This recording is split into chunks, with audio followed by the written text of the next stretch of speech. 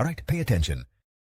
Cars are not just pieces of metal, they are a statement, a reflection of who we are, where we come from.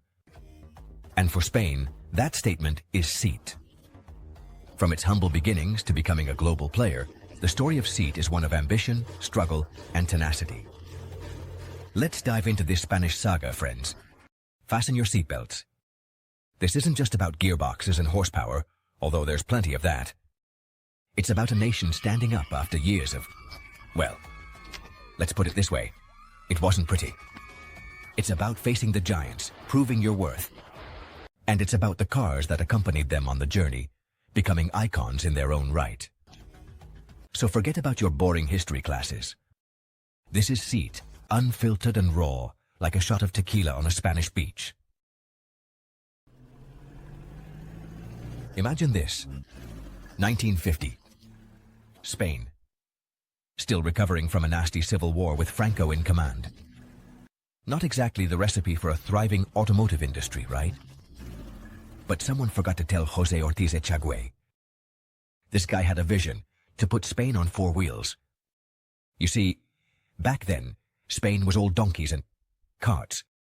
Ortiz Echagüe wanted something more. He wanted Spaniards to experience the freedom, the thrill, the joy of driving a real car. And he wasn't afraid to get his hands dirty to achieve it. This is how Seat, the Spanish Society of Tourism Automobiles, was born. A tongue twister, I know, but it meant business. With the support of the government and a little help from our Italian friends at Fiat, Seat was ready to roll. I know what you're thinking. Fiat? It's like saying, let's create a sports car company and let's get, British Leyland to help us. Listen, it was a different time, okay? Besides, Seat took those Fiat designs and gave them a Spanish touch. A bit more style, a bit more passion. Like adding chorizo to a pizza. Don't knock it until you've tried it. The first car that rolled off the production line? The Seat 1400. A bit basic, of course. But it was a start. And soon Seat was producing cars like there was no tomorrow. The Seat 600, a little legend. Affordable, reliable, and it set Spain in motion. For many families, it was their first experience of freedom. Gone were the donkeys, my friend, now you drive. Franco kicked the bucket in '75, and things started to change. Democracy, sun and Seat, it was a new era. The company was no longer just producing Fiats with a tan. They were designing their own cars, like the Seat Ibiza. And you know what? They were really good. But entering the European market, that's like trying to teach a dog to sing opera. It's difficult. The Germans had their precision, the Italians their style. What did Seat have? Well, they had guts, they had passion. And most importantly, they had Volkswagen on their side. The Volkswagen Group saw something in Seat. Maybe it was the potential, maybe it was the sangria. Whatever it was, they invested a lot, and Seat became part of the family. It was a radical change. Section 5. The stigma of the Spanish car. Can Seat leave its past behind? Now, let's talk about the elephant in the room. Or should I say, the rusty hatchback in the room. Seat has had its problems. Reliability, build quality. Whatever it is, it's that old stereotype of the Spanish car. And it's hard to shake off, like trying to get rid of the bad smell in a second-hand car. But here's the thing. They've come a long way. They've upped their game. No doubt, the cars are better built, more reliable, but old habits die hard, convincing customers that Seat is more than just cheap and cheerful, right? That's the challenge. Section 6. A global scenario. A familiar struggle. Seat went global, my friend. Mexico, South America. They even tried in China. Ambitious? Of course. Successful? Well, that's another story. You see, opening new markets, it's like trying to sell vegetarian haggis in Scotland. It's an uphill battle. They had some victories, sure. But for every success story, there were setbacks. The Chinese market, for example, turned out to be a tough nut to crack. And then there were the usual suspects. Fierce competition, economic recessions, you know how it goes. It's a familiar story for any car manufacturer, really. Global expansion is a gamble.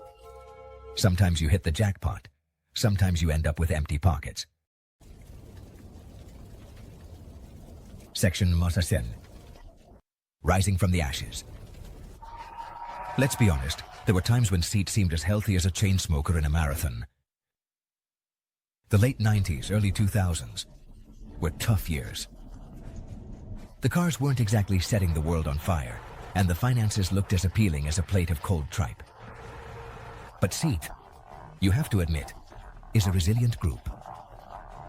They dug deep, revamped their designs, and started focusing on what they did best, building sporty and affordable cars.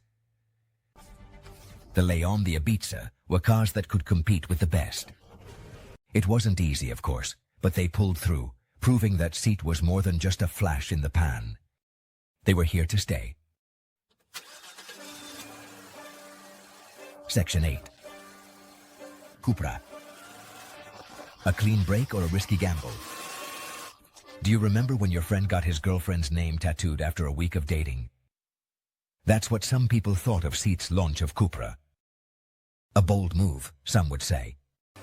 Reckless, others would whisper. CUPRA, their own high-performance brand. Facing off against companies like the MDB, MV, and AMG divisions of Mercedes. It was ambitious, no doubt. But was it madness? Only time will tell if this gamble pays off. Can they shed their image of being cheap and cheerful and convince buyers to spend money on a CUPRA sports car? It's a tall order, but stranger things have happened. Section 9. Seat. Today, navigating the path forward. So, here we are. 2025. Seat is still standing, still fighting. They are producing fantastic cars, no doubt. The Arona, the Ateca, they have a good relationship, value for money. But the way forward? Well, that's as clear as a diesel engine at an environmental protest. The electric revolution is here, friends. And that's a whole new game. Can Seat keep up? Can they adapt and evolve? They've done it before, but this time there's more at stake than ever. One thing is certain, the story of Seat is far from over. It's a story of resilience, ambition, and a brand that refuses to be ignored. And you know what? I wouldn't have it any other way.